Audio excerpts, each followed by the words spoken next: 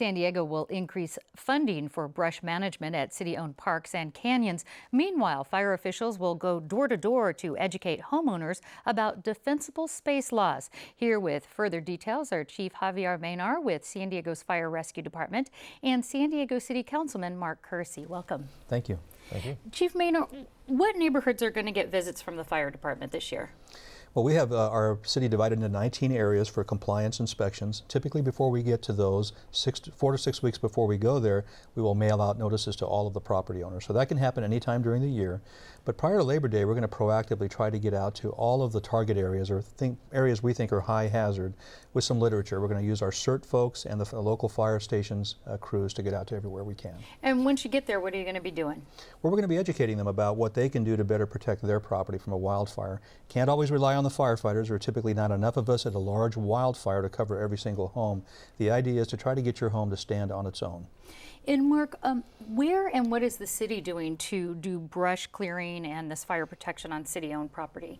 We've got about $1 million in the fiscal year 15 budget for brush management on city property, and that is going to get us to about maybe 225 acres of brush management.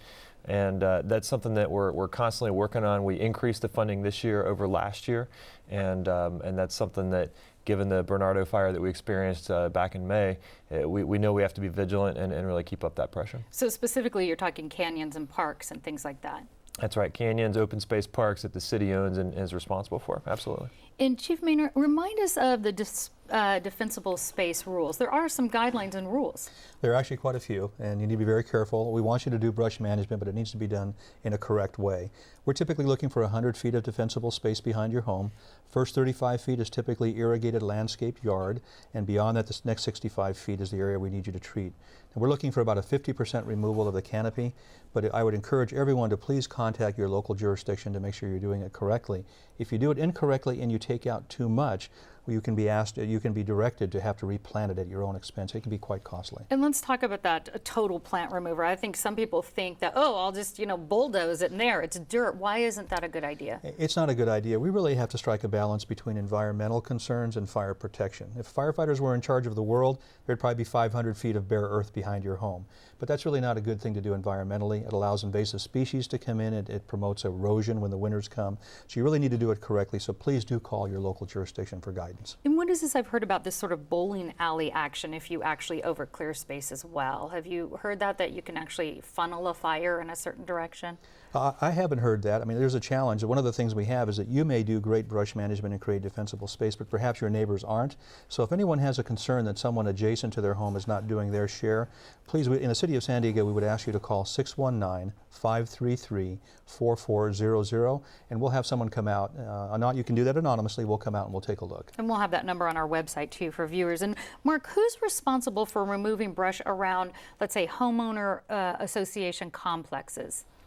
Well, ultimately, property owners are responsible, and homeowners associations are, of course, organizations of property owners. So whether it's the individual's property or whether it's a common area would determine who is responsible, but it's either going to be the private property owner or the HOA.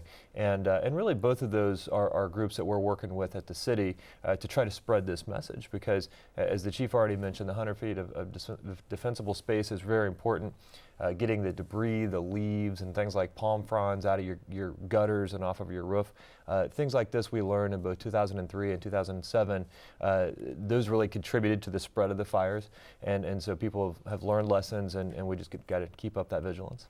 Well, Chief, who actually enforces this defensible space? Is it the fire department, the city? Who enforces it? It's actually the Fire Rescue Department. We have 6 code compliance officers who proactively look at those 42,000 private parcels, 1,600 public parcels, and we have one more inspector dedicated to handle the complaints that come in, about 2,000 a year.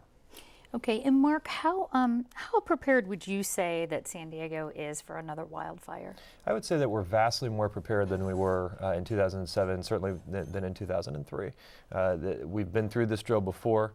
in terms of the evacuations, in terms of what people need to be doing with defensible space, having an evacuation plan, having your papers ready to go, so that if you get that call from the police officers going through your neighborhood on the bullhorn, or they knock at your door, that you're ready to get going. People, I think, are just in better shape now, but there's always more that we can do. And whether you're talking about preparing your property or preparing your possessions, both of those need to be done, but we're definitely better off today than we used to be. All right, well, we have a lot more on our website, kpbs.org. City Councilman Mark Kersey and Fire Chief Javier Maynor, thanks so much. Thank you, Peggy. Thank you.